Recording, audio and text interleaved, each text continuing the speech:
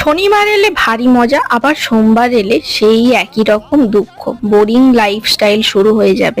যারা হোস্টেলে থাকো কিংবা মেসে থাকো, আমার কথা হয়তো একটু হলেও রিলেট করতে পারবে। শনিবার এলে সেই বাড়ি যাওয়ার ধাক্কা ধাক্কি সময় চলে আসে, আবার সোমবার হতে না হতেই হোস্টেলে ফেরার তাড়া পড়ে যায়। শুধু কি হোস্টেলে ফেরার তাড়া, সেই একই রান্না খাওয়া, কলেজ, তার সাথে আবার টিউশন। হোস্টেলে থাকলে শুধু এইসব নয়, স্যার ম্যাডামও তোমার উপর লক্ষ্য রাখবে, আর হ্যাঁ, দায় দায়িত্বও কিন্তু অনেকখানি বেড়ে যায়।